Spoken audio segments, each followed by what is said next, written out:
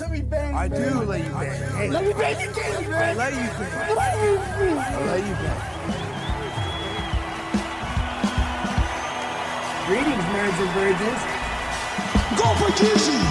No for Jeezy, people. Hey, I'm not surprised, motherfuckers.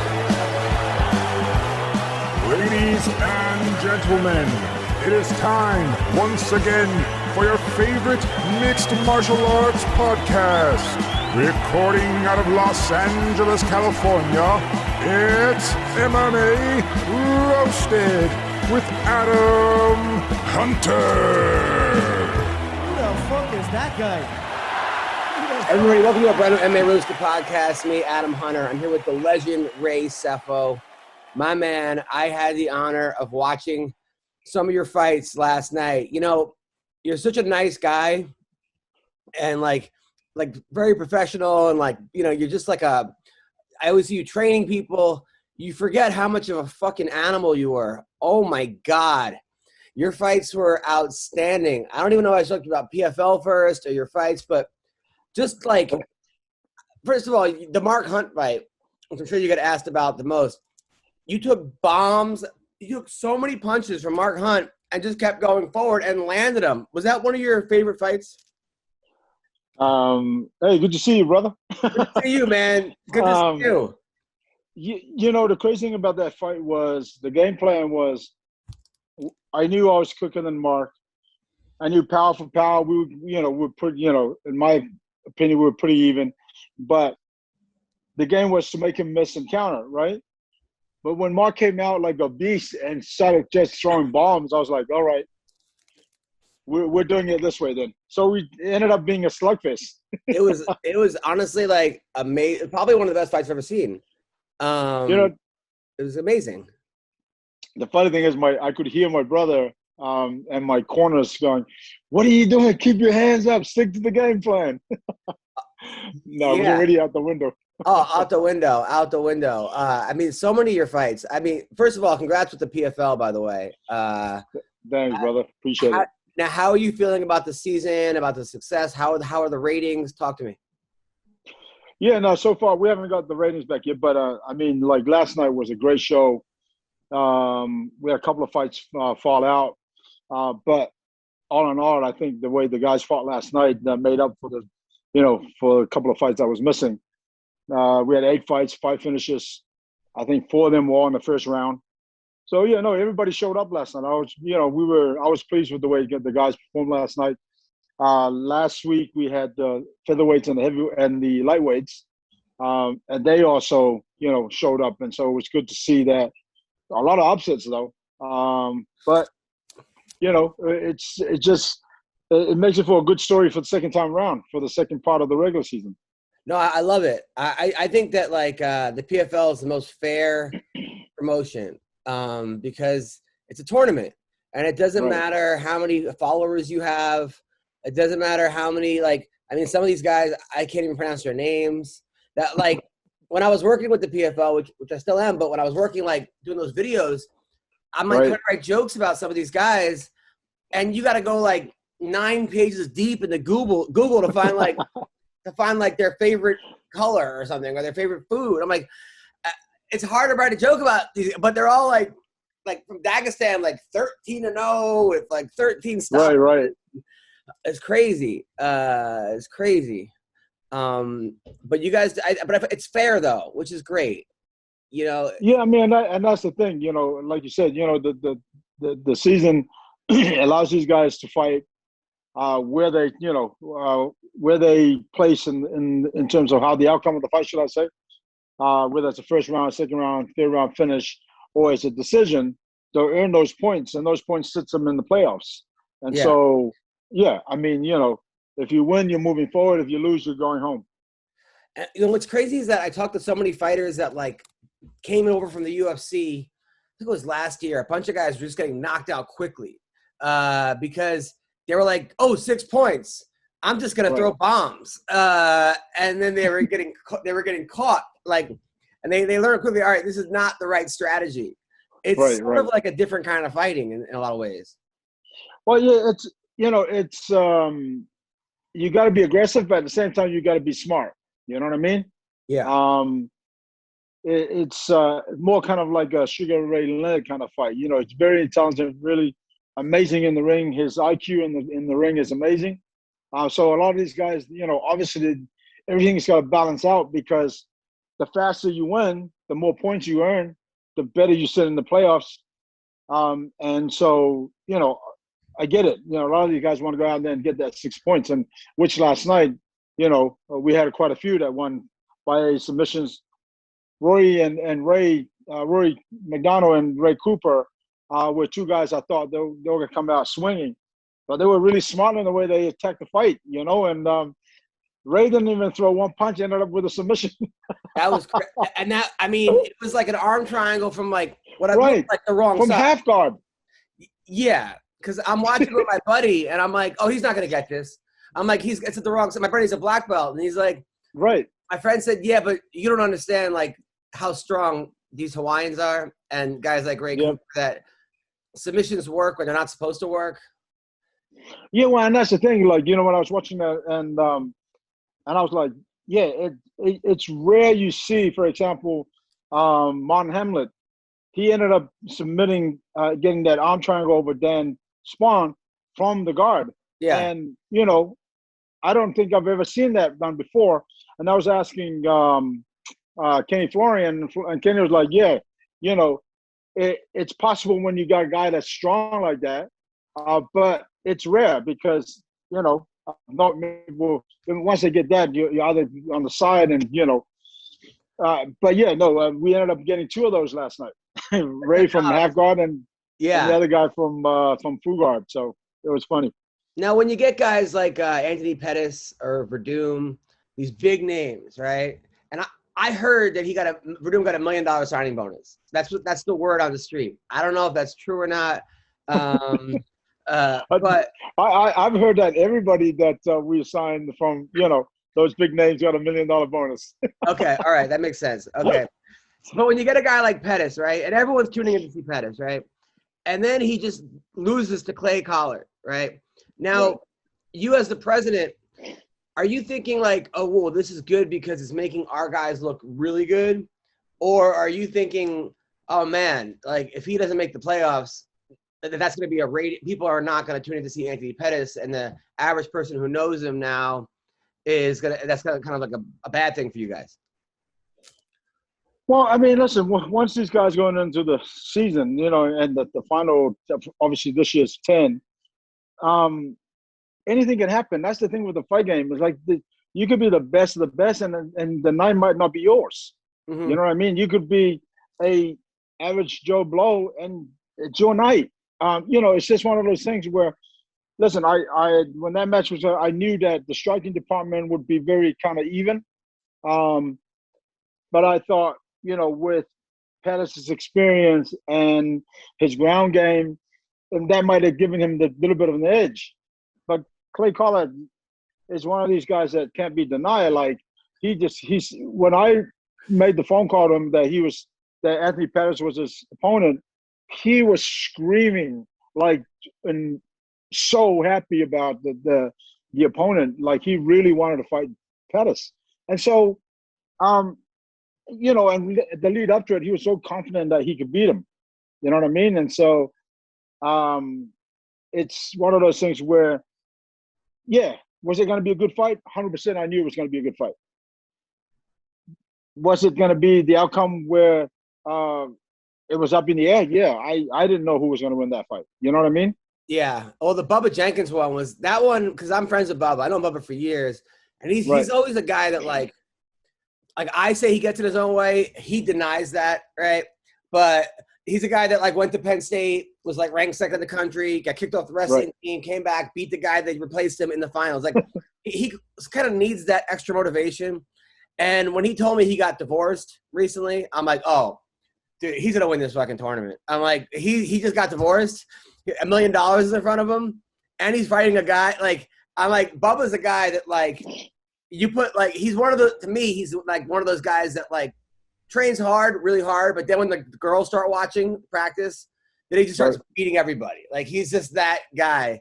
So that $1 million, is just, I think, is going to bring out the best in him.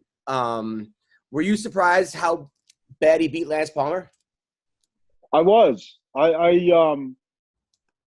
was surprised. Obviously, Lance. I've spoken to Pete at some point last week, and and he said, yeah, it definitely wasn't his night. You know what I mean? Yeah. But yeah, I mean, Lance couldn't get off. Bubba was pretty much controlling where that fight went, and he showed his. I mean, he showed that he's definitely going to be here for a while. Yeah, no. You know what I mean? And so, no, I'm happy for him. It is what it is, and this is the game. It's like you don't know until that that final bell rings, whether it's going by decision or you're winning by knockout or submission. Now, how hard is it for you? Because you're at a gym, you're at Extreme Couture, and you see all these talented people, and they all see you, and they know you, and there's $1 million, and they're like, oh, fuck. How much are you getting guys like, hey, what's up, Ray? How's it, my man? Like, what's going on? What are you doing later? Like, hey, I got a gift for you, your girl, your kids. Like, is that? Yeah, it happens all the time. Not so much the gifts, but they'll come up and talk to me about they would like an opportunity to fight and that kind of thing. And then, of course, if they're serious, then I got to look at their record, where they fought, who they fought, how many fights they've had, and a lot of them are like 4-2 or 4-1. Obviously, you can't get into the season because the commission wouldn't allow somebody like that to fight guys that had. I mean, if you look at Lance Palmer or Rory McDonald or Ray Cooper, they've had over 20 fights. Yeah. And so, obviously to get into the season, you got to be experienced or have at least enough experience to be able for the commissions to allow them to fight. Right. But is it hard sometimes, like where you're too close to a guy where you like almost sometimes don't give him the thing because you're like, it would look like we're best friends? Or do you like maybe not like a guy, but you're like, oh, this guy's good, but I fucking hate him. What an asshole. But I know he's good. I mean, is it hard to separate yourself? No, I'm a very straight shooter. So if you're a talented fighter and I don't like you, and I know that you can be something in the cage, then I definitely will still give you an opportunity. Oh, if you're a guy that you know what I mean, and if you're a guy that I like and your record's not so great, I'll tell you straight. You know what I mean? I'm not afraid to be honest with these guys. No, by the way, Gleison Tebow, how do I get a body like that at age 70? Like that dude.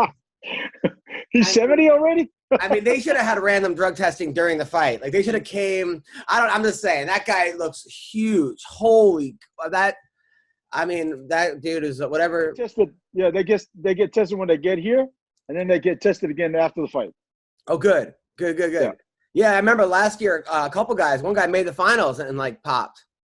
In 2019 we had 5 people that popped. Wow. Yeah. Wow. You're an idiot. I mean, I don't get it. You know what I mean? You're fighting for $1 million and to feed your family, but you're gonna use some dumb, silly thing to prevent that from happening. By the way, Tyler Diamond, I'm happy for him because he was like almost out of the business. Like he's a guy that made the finals, The Ultimate Fighter, lost one fight to Bryce Mitchell, and then he was like had a food company with his wife, and I don't even like it was just sort of like, and I was so happy you guys gave him a shot. Because there was a guy that just kind of fell in the cracks. Right. And, I don't know if you heard, but he ended up fracturing his orbital bone where he may be out. Oh, a poor guy gets a break. Oh, man. And I think he just had surgery. Now, I've heard from his manager saying that apparently the doctor told Tyler that after a week of his surgery, he could go back to training and he would be okay to fight again in June. Okay. So, so I'm not 100% sure yet if that's what the doctor said, or that's because Tyler, being the fighter that he is, wants to continue fighting. You know what I mean? So obviously we got to get that paperwork and make sure that he's clear to go. But if it is true, he's definitely coming back in June. Good. What happened with Jordan Young? I felt so bad for this guy. He weighed in 3 times, and like Vinny got too fat. Like what happened? No, he I mean, he had 3 different opponents throughout from the start of when the season was set up to when Vinny missed by 0.4, I think it was. That's it. But that wasn't the reason why he didn't fight. The reason why he didn't fight is that he ended up cramping, and then we had to call in an ambulance, which then he went to the hospital, and then he was admitted in the hospital for 1 night. And so, obviously safety first. Yeah. But unfortunately and then we had we had an alternate that was here, and this dude just wasted everybody's time, and not only wasted everybody's time, but he also he actually took an opportunity that somebody else could have had. So he weighed in. You know what I mean? Got in the guy's face. He weighed in. He made weight. Got in the guy's face. I called him that Vinny was out. He was in. He goes, "Oh, am I the only alternate? Is there another alternate?" Yeah, it was crazy. And he came here from like Dagestan or something, right? He came all the way over here, like. Well, no, he was already in camp. I think somewhere in Chicago or somewhere like that, in the Midwest. And it was just crazy. I mean, to say the least, I was pissed off because he actually gave up an opportunity. Yeah, of course. That someone else could have had, or should I say, he took an opportunity that someone else could have had, and then didn't end up fighting. Now what's going on with Smolino Rama? Is he? I don't know. The last time I talked to Ali, his manager, he was still in hospital. Oh, really? Yeah. So I guess his apartment had mold in it, and and apparently he got on his chest, and the thing is, I hadn't heard from him for a while, and then when I spoke to Ali said he was trying to. Sorry, I get a phone call from Ali saying, "Hey, have you heard from Rama?" And I'm nope. And so 2 weeks go by and nobody had heard anything from him, so we were starting to get worried, and then found out that he was in hospital. That dude, like, I met him in Calgary. He came to my show by himself. And he gave me a tour. He's doing like 180 miles an hour. I'm scared shitless afterwards. And he's like, I used to bounce over there, but I got fired for biting someone's face. And then he had that dude's a maniac. I love him. Then he came to my show in Long Beach, and he's like, the waitress is hot. And he's like, yo, I'm going to get her. I'm like, yeah, right. 3 seconds, she's back at his place. Like, this dude, like, he's a character and a half. But I fucking I love that guy. I tell you what, though, he's a great talent. Yeah, like, he's a great talent. But just I don't know I think he's got to figure out his life because he's been running into some bad luck and whatnot. Yeah, so. mold. That's crazy. Yeah. And now Kamosi looked great last night. That broke my heart. He was beat. I mean, if he just had a little bit more gas, I think he would have won that fight. No, I mean, the fight was going back and forth. I couldn't have picked who was going to. I mean, Emiliano could kind of, I think, control 2 rounds. But it could have gone either way too. So, during that fight, I'm like, man, Emiliano, this is not the fight you want to get into against this guy. Like, this dude's like he told me that if he had got cut from the UFC, he was just gonna go town to town and fight people, like in their local like fair. He's tough as nails. He just loves fighting. Like, he just it doesn't matter who, what, where. He wants to fight. So I'm like, that's not the guy you want to go punch for punch with. Is Chris Kamosi, because like he's got a big dumb head and he could take punches. But yeah, I was like, Now you guys are like doing some crazy. Now you have your own cryptocurrency. We do. Yeah, according to your website, you guys have your own coin. Do you know anything about this? You developed your No, own. it's probably something to do. Yeah, I heard something, but I thought it was something to do with social media and whatnot. That team. All right. No, you guys I'm not have your own. sure. You guys have your own token. Okay. Good job. Now, as far as the girls, right? 155-pound women, like Right. Kayla Harrison is a monster, and I think she's the most underappreciated athlete in all of sports. The girl won 2 gold medalists. She's like had a horrible like thing where like if you look at her past, this guy was like her doctor was doing all kinds of shit. She got him thrown in jail. Like she had a tough life. The sweetest woman, but also like a fucking badass. Only girl to ever win the gold twice. Like her and Ronda hates her. Like they're like frenemies, but they have like a rivalry going on.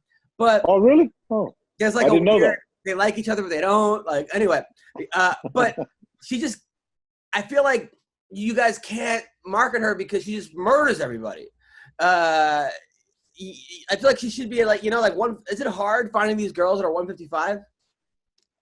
It is. Well, you know what? To be honest, I thought it wouldn't be because there's a lot of girls at 45 that has to cut a lot of weight, and Yeah. I thought a lot of these girls would fight at 55, but obviously I was wrong.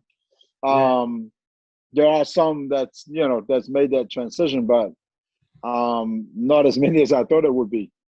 Yeah, but you got some cool girls in there. You got I like who you signed. I really do. You got Cindy Dandois, who's like she's like a Belgium hottie. I mean, I don't even go to her. I mean, she's like a teacher that got fired for having an OnlyFans account. I mean, she's just like wild, but like fun, and kind of hot in a weird kind of way. So you got her, who I like. You got Caitlin Young, who has like, that girl's got you ever see her knock out Misha Tate? No, I haven't. She knocked her out in 30 seconds. It was Is that on YouTube? Yeah, it was Misha's first fight ever.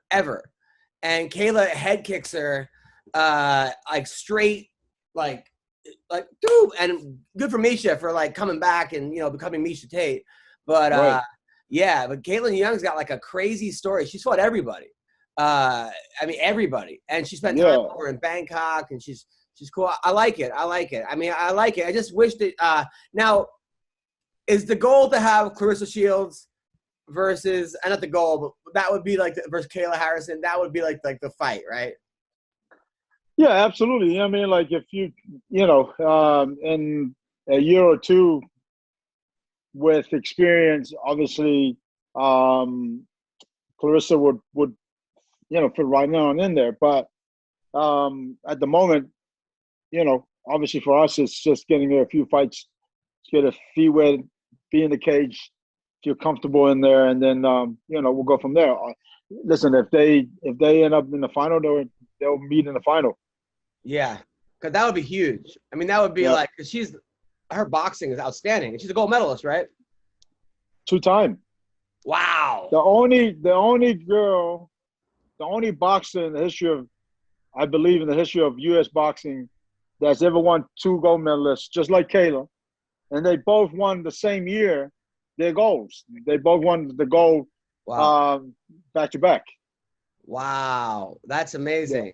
Now, do they like each other? Are they friends? Is there any rivalry? Yeah, no, I don't think there's any bad blood there. I mean, rivalry there because they they know each other obviously from the Olympics and whatnot. And then she also trained down at American Top Team where Kayla trains for a little bit. But now she's moved camp. And when I say now, meaning in the last couple of months with the Jacksons. I mean, Jackson Wink. That's going to be crazy. I mean, it's one of those things where it's like, if they fight, Kayla can't keep it standing, and the other girl can't go to the ground. I mean, that's just like, it's like a UFC 1 right there. Right. I mean, that's a crazy fight. And they're both really, really nice. I think Kayla's probably meaner. I don't know Clarissa that well. She has like a mean streak about her, though, Kayla. Yeah, I think they're really good people. They're really nice, easy to talk to, but when that bell rings, I think they become this second personality or second person. That'll be great. Now, I watched some of your fights last night, by the way.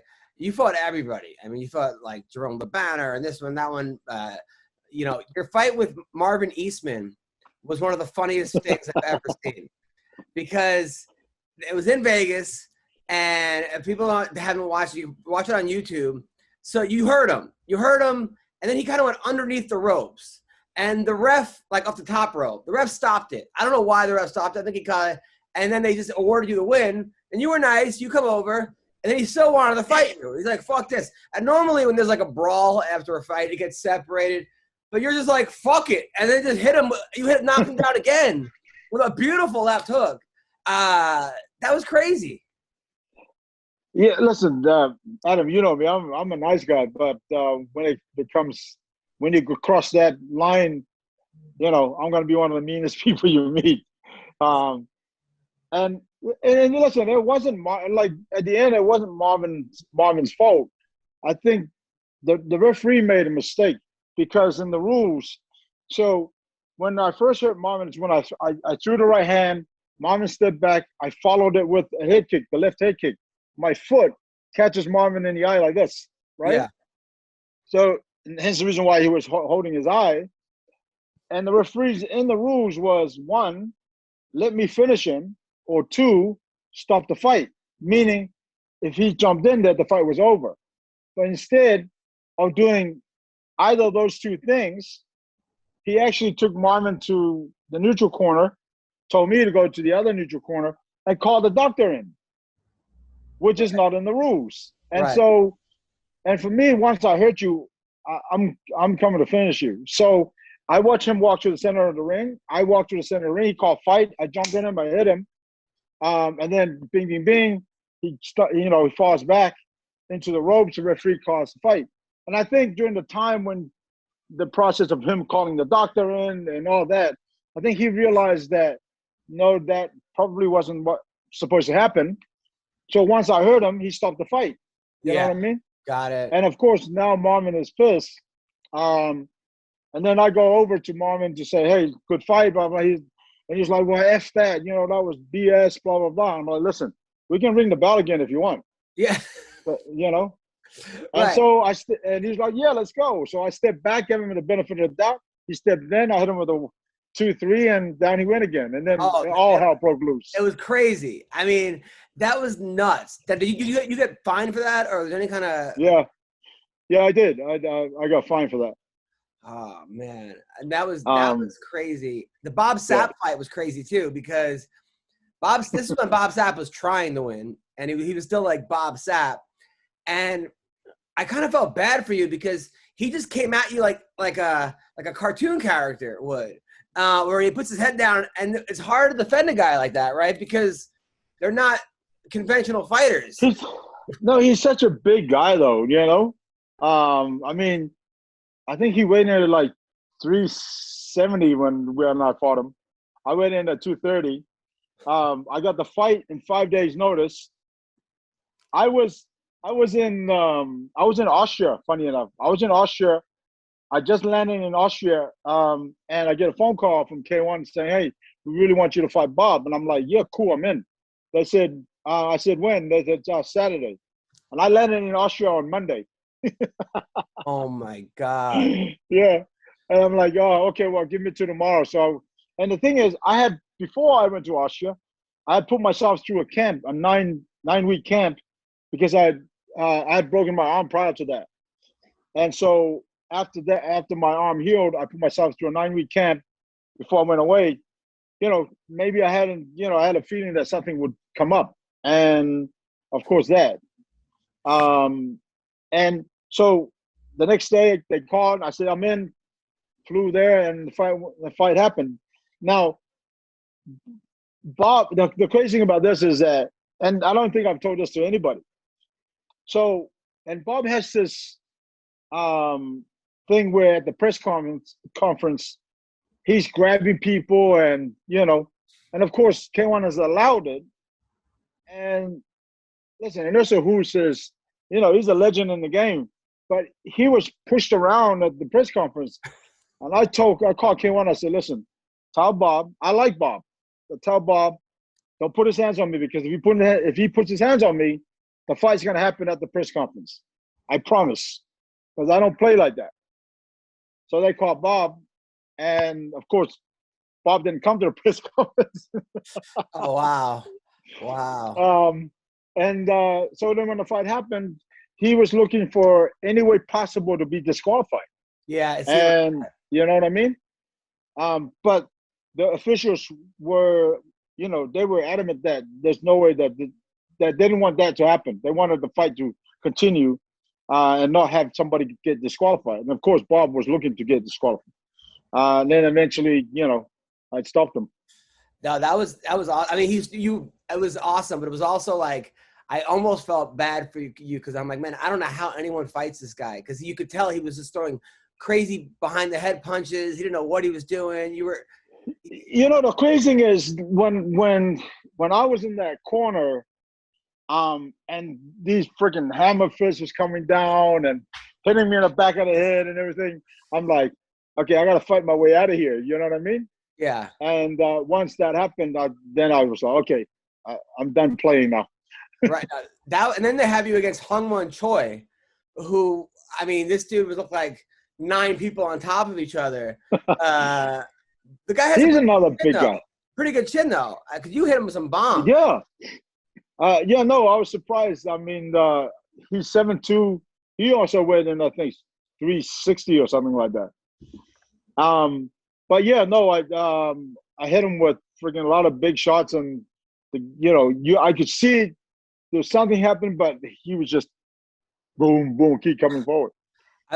How do you even train for a guy like? I mean, do you just throw punches up? Like, how do you even like? Well, luckily, I had Jan Norke, another one of my teammates from South Africa, who's 6'10", and so he was my sparring partner for that fight. God, oh, wow, that's good. That's good. And then your Melvin Manhoof knockout was pretty damn awesome too, because that guy was a monster. Yeah. No, Melvin Manhoof is a monster. And I knew that fight. The funny thing is, when my music came on, and we were about to walk, I said to the guys, "This fight ain't going one round." And of course, my team were like, "Ray, listen, I know how dangerous Melvin is. I like Melvin a lot, but I know the type of fighter he is. We're gonna stand and bang in the ring in the center, and I'm gonna put him away." And then, and that's exactly what happened. 30 seconds into the fight, it was over. Exactly what happened. That was awesome. Now, as far as the PFL goes, some of the guys who made the finals last year didn't get brought back. Why did that happen? 2019? Yeah, 2 years ago. Yeah. Like the guy who fought Lance Palmer, Alex Gilpin, right, for example. He ended up losing to Palmer like 3 times. Was it just because you want to get all fresh people? Why not know what originally he actually didn't make the finals. He ended up making the finals because Pineda was out due to, failing his drug test. Right. And so he was in. And then of course, like again, when that fight had happened over and over again, people don't want to see the same fight again and again. You know what I mean? So is it like, are you guys going to do a thing where like every year you're going to have like 60% of new people just to keep it fresh? Yeah, 100%. Yep. Yeah. That's cool. I like that. That way it's not the same 3 guys every year winning it, because then that gets to be kind of like what. But then again, Nathan Schultz lost his first fight. Dude, that was also crazy. Sordai almost lost, and Lance Palmer lost. I mean, these guys might not even make the playoffs. I mean, they probably will, but they might not. Well, and that's just it. Yeah, it's especially because they didn't earn any points in the first round. So second round, they got to come down and try and finish. Now, are you guys going to expand to more girl weight classes? We are talking about it. Funny enough, a couple of nights ago, our chairman and CEO and myself, we were at dinner, and they brought that up. We are talking about it, but not sure exactly when that would happen. You guys should do 105. If not next year, probably the year after. You should do 105. Just have weight classes no one else has. There's a lot of good 105s out there. That's true. I actually talked to a girl yesterday who's like, who almost made the Olympic team twice, like one match away. And she's like, tell Dana to get to 105. I'm like, yeah, right. I'm sure I'll just call him right now. I'm sure Dana gets that all the time. Oh, yeah, right. Exactly. Now, what are your thoughts about Jake Paul? And then what happened with Ben Askren? Do you think this is good for MMA? Is this a sideshow? Can he beat Daniel Cormier in a boxing match? I mean, talk to me. No, listen, credit to Jake Paul, but I had him winning that fight. There's no way that, in my opinion, because, number one, listen, Ben Askren's done some legendary things in MMA, but tell me one MMA fight that he's actually won a striking round. I don't think he's landed a punch. I don't think he's landed a punch. That's what I'm saying.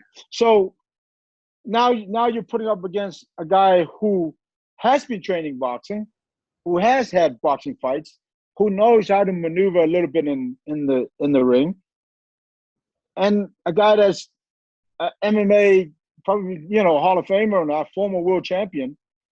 That doesn't those are two different sports. Yeah. I get it. If it was someone like who's a good boxer that's like John Jones or say again, like Usman or something, or Usman, for example, right? Put Usman in there, yeah. Usman's got a really good chance of winning. Yeah. I mean, Cormier will kill Jake Paul because Cormier has won a lot of fights striking, and he can throw, and he has been training with he's had a boxing coach as well as kickboxing as well as MMA, right? So yeah, someone like Cormier who is an amazing wrestler, but a lot of Cormier's fights he's won by knockout. You know what I mean? And so that I don't see Jake Paul beating Daniel Cormier, but with the Askren fight, I knew that the outcome was going to be the way it was, right? But that doesn't diminish MMA or boxing. I mean, that's just a sideshow. You know what I mean? I can't believe how good Askren did with his bad striking he was. I mean, it shows you how important wrestling is. For a guy to win 19 fights, a Bellator championship, and a one championship with like abysmal striking shows you how important wrestling is in MMA, Oh, yeah, 100%. I mean, MMA was pretty much founded on jiu-jitsu and wrestling. Right. You know what I mean? And so the striking part, I mean, you go back 20 years ago, all good strikers could barely, survive in there. And nowadays, fast forward 20 years, everybody now knows how to strike. Everybody now knows how to wrestle, defend, the takedowns, scrambles. So, the game has come a long way. But, these sideshows doesn't that's just all it is. It's a sideshow. That doesn't make Jake Paul an amazing boxer or Ben. I mean, it's just one of these things where and I think Dana said it right. There's a niche for them there, and there are people that like to watch that kind of thing. Well, you come a long way too, because I remember watching WSOF back in the day, and first you had Nick Newell, who's an amazing fighter with one arm, and I'm like, okay, great. Right. Then you had Matt Hamill, you had a deaf guy next, which is also great. Then you had two brothers fight each other. One of them who was a part-time crime fighter, who dressed up as a superhero at night, and then you had a brawl in the crowd. I think like between the Diaz brothers and Dagestan. Yeah. You were there, right, when that brawl happened? Oh, I was right in the middle of it. What happened there? I don't know. Well, I mean, obviously those guys, there's bad between those guys, and their team says something else, and to Habib's team, and then before you know it, it was on. So we literally just ran in there and just kind of pulled people apart. And then I believe once the fight was over, it carried on outside somewhere. Yeah, it was silly, but yeah, I don't know. Yeah, I don't get it.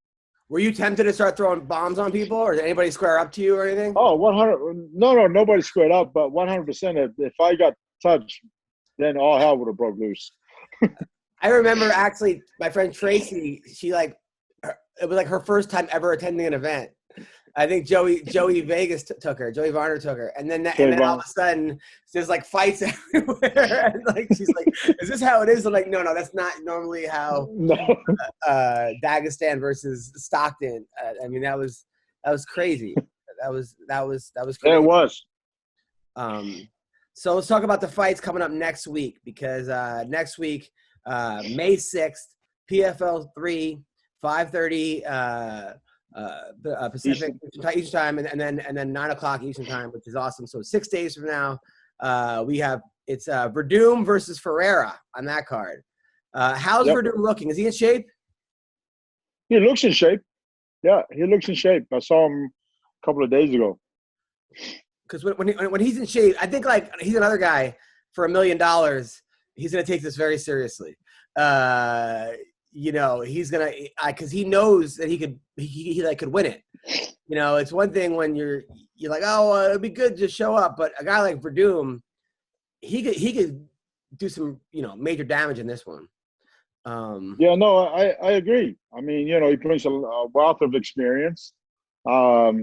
He's gonna go down in history as one of the greatest heavyweights to do it. You know what I mean? And so, that being said, he can't underestimate anybody in there, because, anything can happen in there. And all these guys, when you're a big name like Verdum and Rory McDonald and Anthony Pettis, right away you're being hunted by the other guys, because if they got nothing to lose, you know what I mean? They got everything to gain. And so, as talented as they are, they can't, take it lightly, because anything can happen in there. Also on this card, we got Marias versus Harrison. Tell me about this girl, Marias. Say that again? You know anything about this girl, Marias, who's fighting Harrison? Yeah. She actually won the IQS International Qualifier Series in Brazil. First round knockout. She's got a big right hand. She comes from a kickboxing background. She's she's decent on the ground. But the fight game is a fight game. We know. Listen, when I talk to Kayla's team, they're saying that she's improved so much in her striking, and she's putting things together really well. Obviously, her ground game is, second to none. So it's one of the things where Mariah's got to try and keep it standing, and Kayla's going to get it to the ground. Yeah. Well, the other girl's also a brown belt on the ground. So, Right. Yeah. Kayla, like you said, Kayla's a beast. She's very strong on the ground. You know what I mean? And so would Mariah want to, mix it down there? Possible. But when you're looking at someone like Kayla, who's, strong, and that's where she's, she's the most strongest at. Yeah. I don't know if she wants to be down there with her. You know what I mean? Also, we got Usman's brothers on the card. Correct, Muhammad. Yeah, that dude looks like a badass and a half. I talked to him. Nice guy. Really nice super guy. Nice guy. And he doesn't use the Usman name. He does, but he doesn't go, oh, my brother. You know what I'm saying? He wants to make it on his own. Right. And good on him. But, I mean, listen, he supports his brother 100%. And, I mean, Kamaru put on an amazing performance in the last one. Hell yeah.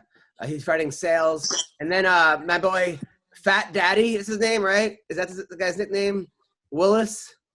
Big Pretty. Oh, Big Pretty. It's not Fat Daddy. All right, it's not Fat Daddy. It's Big Pretty. I think I like Fat Daddy better, though. Fat Daddy. Justin Willis taking on Dennis Goltsov.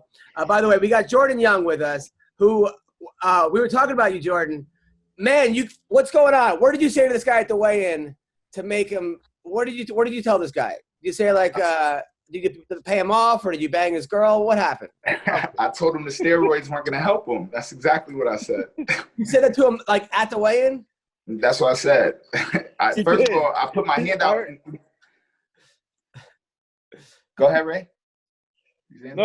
I'm saying, yeah, you did. I heard you say that. I'm like, correctly? So you say the steroids aren't going to help you, and then the guy quits. I think maybe he took it to heart and realized steroids weren't going to help me. Man, I don't know. There's some weird stuff going on with the guy. He got 2 records online. There's all kinds of stuff. I don't know. 2 different last names. I don't know who he is. Man, you said the steroids aren't going to help you. The guy just fucking bails out. But you got to 3 points, though, which is good. Was this the easiest? Yeah. It's all right. I feel like I could have maybe got the first. I maybe would have had 5 or 6 points if we could have got out there. You know what I mean? But I'll take the 3. That's true. Yeah, but it's the easiest 3 points you ever got, right? I mean, all you have to do is make weight. So now you're 11. Now you're 12-1. This counts as a win. Now you're 12-1.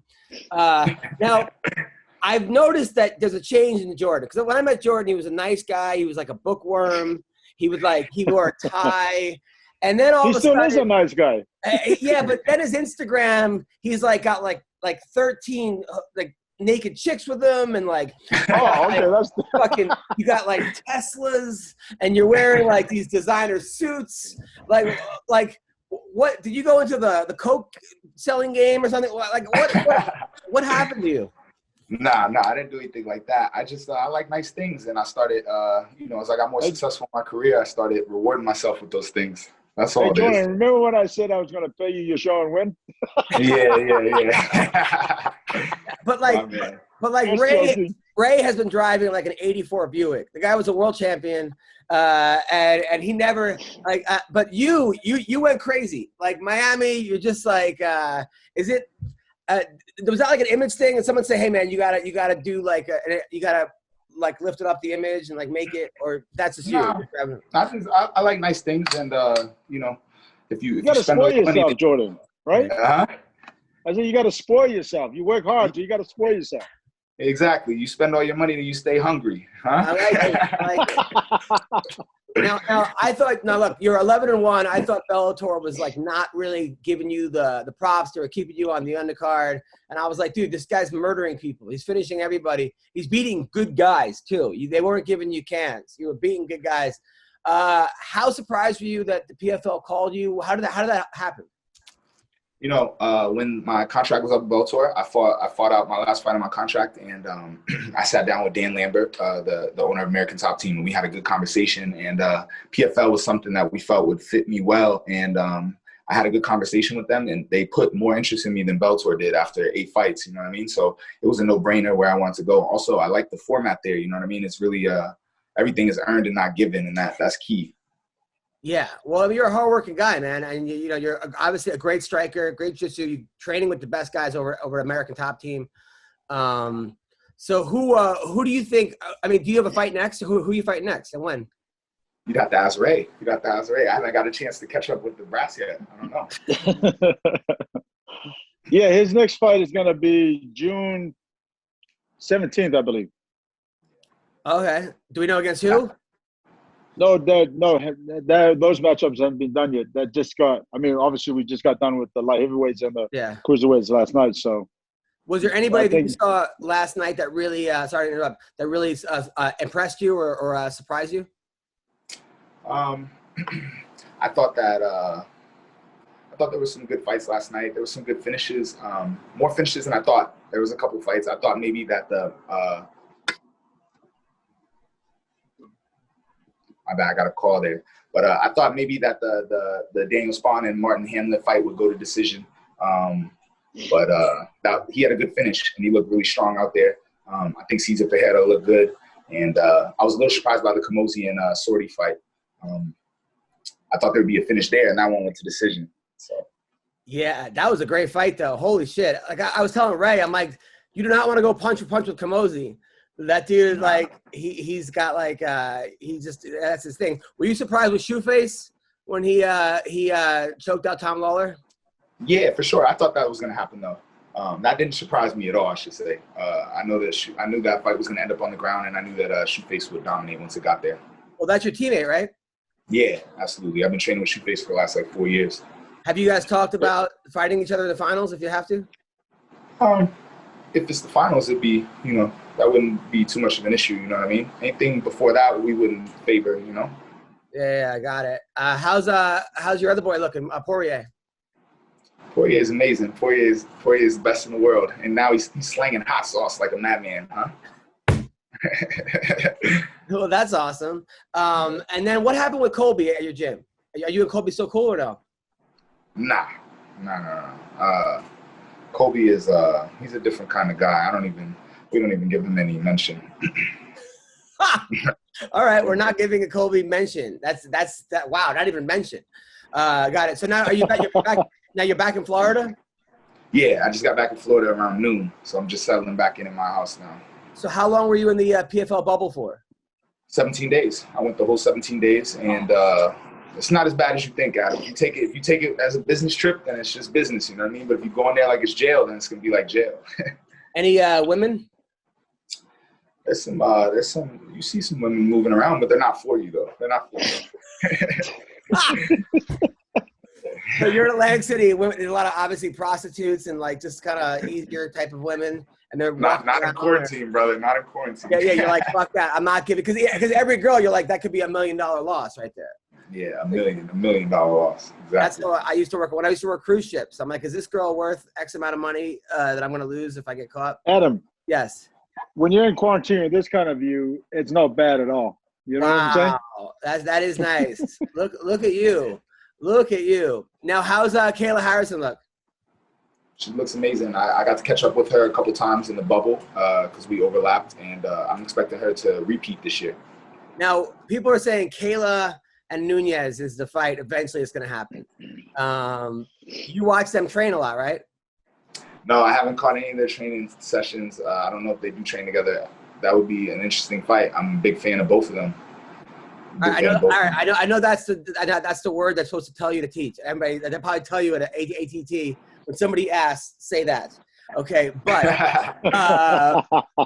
who wins in sparring? Come on, give us the goods. I don't know, man. That's a different sparring time than where I'm at. I'm at 11. I know, at 12. You hear, right? You hear, yo, fucking Kayla got put it on, fucking Nunez. This guy's trying to get the lowdown. Look at you. Nothing. You're not gonna give us anything. Let me ask you something. What's up with the crypto situation? Are we gonna have to run down on some guys or what? Fuck, dude. I fucking when I made all this money in crypto back in the day, and I put my tokens in my wallet. Uh-huh. But I didn't flip them before I did that, so I got my Ray tokens stuck in my own Ethereum wallet, and now they won't give them back to me. I'm like, but they're in my wallet. They're like, so Coinbase is like, yeah, but we don't support the token. I'm like, but you don't support it, but you took the fucking transaction.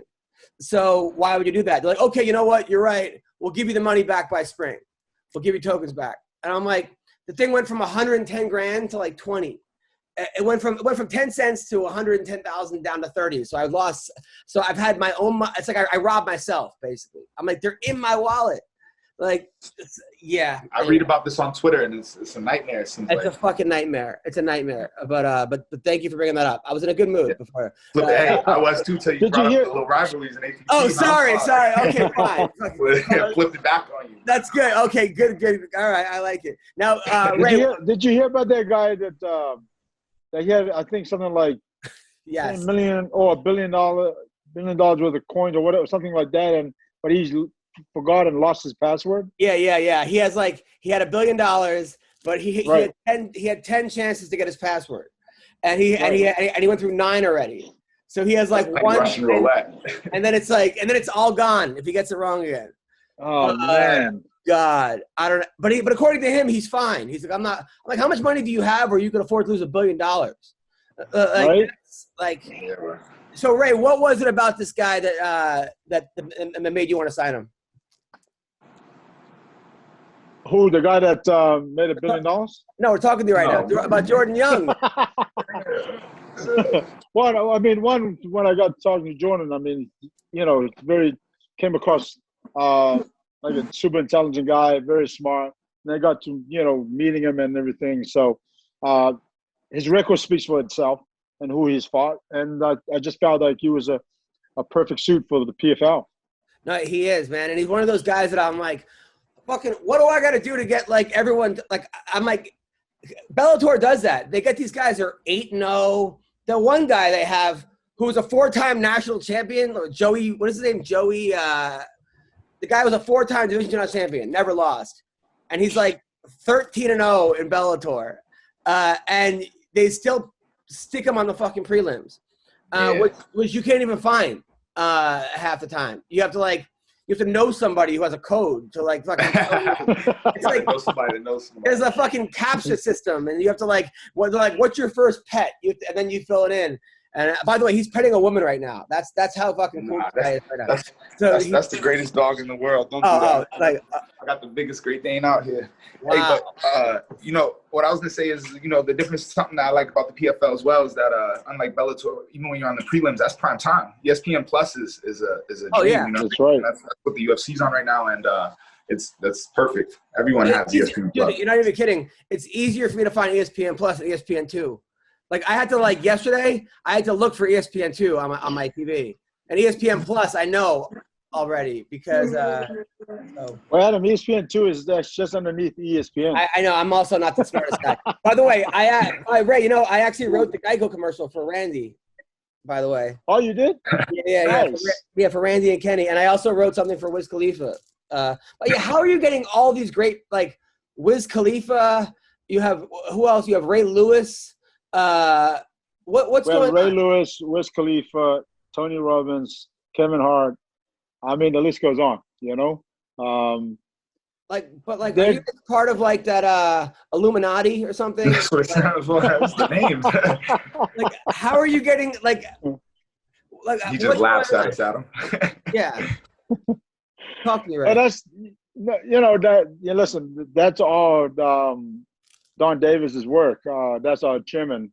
I mean, he knows how to connect people and bring people into the PFL as partners and whatnot. So, and all these guys, put in money to be partners, and it's really cool. Now, on a different note, Ray, are you training with Ngannou? Yes.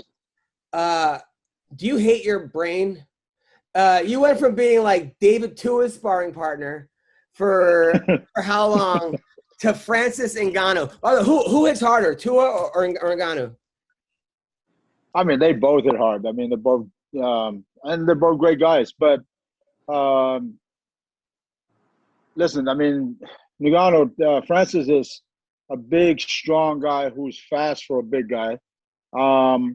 David Tua might not be as big, but yeah, he hits like a. Hello? Yeah. Like a horse. Now, I heard from people that are like that. Yeah. I heard people from that say Ngannou doesn't know how to go 50%. That when it's sparring with him, it's just 100%. They say when he goes, "Who wants to train?" Everyone looks the other way, or they run, or "Oh, I got my wife's calling" or something. They run out of the gym. No, that's not true. He doesn't go 100%. But yeah, again, listen, his 50% is a lot of some other guys that's 100%. You know what I mean? So, for me, I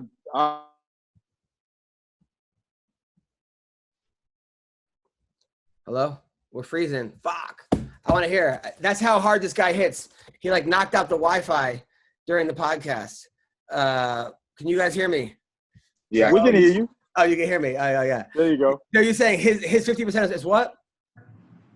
No, I'm saying his 50% is some other guys is 100%, and and that's hard for a lot of people. And so, fortunately for me, I've sparred and fought big guys like this all the time, and Sean McCorkle told me that you fuck up everyone at the gym. Still, he told me that when they spar with you, people are like, "Oh, come here, old man," and then you just fucking murder them. Guys like Vitor. I wouldn't say murder them, but I mean, I'm a very controlled spar guy. Wow. I mean, that's pretty rad that you're still beating up everyone at the gym. Good for you. Yeah, it's funny because before I came to quarantine and a couple of weeks sparring before that, we had a new guy, a couple of new guys, and after sparring, they were like, "Hey Ray, how old are you?" I'm like, "I'm 50." No, what? Yeah, so it's.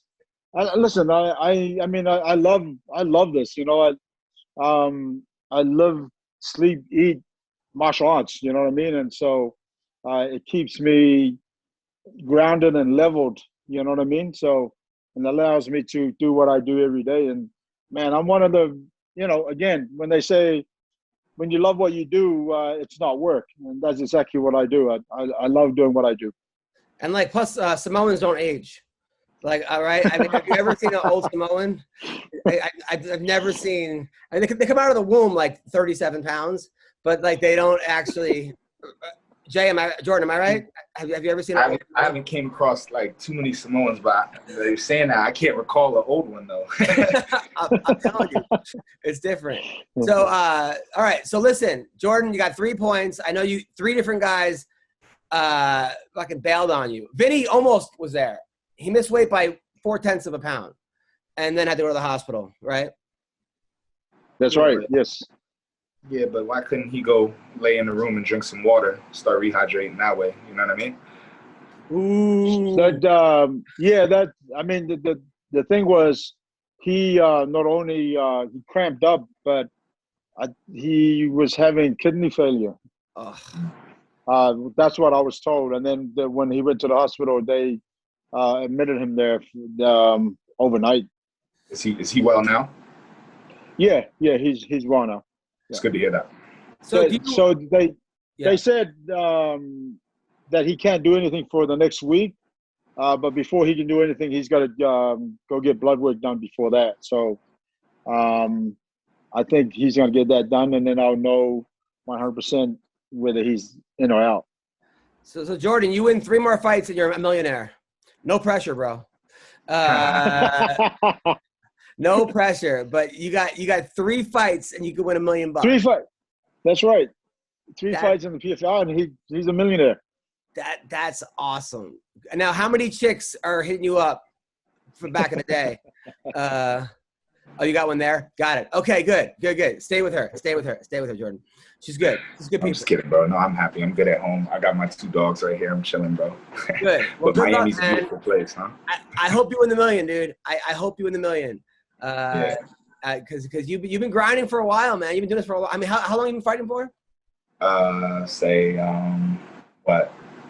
Professionally, I've been fighting for 5 or 6 years now. But 6 years now. But I've been training for 10 now, going on a decade. Now, wrestling has been the one thing you didn't do, right? You didn't wrestle in college? No, I didn't wrestle in college. I didn't go to college. I didn't wrestle in high school. I went to high school though, and I was training MMA. You know, I started with MMA as a base, so it just felt like to do wrestling would be a step back from the finishing martial arts. Well, the good news is a lot of guys in your weight class aren't wrestlers, but not that you wouldn't beat them anyway. It looks like Tom Lawler is like the only guy that really wants to. I mean, Ferreira's a jiu-jitsu guy.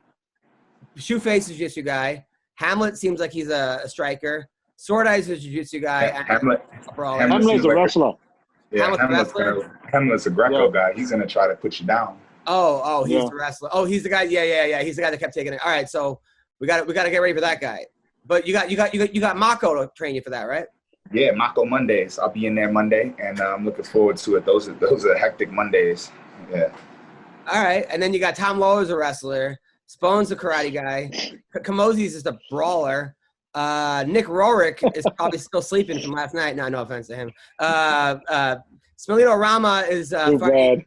Rama's fighting. What is he? What did he have? Mold.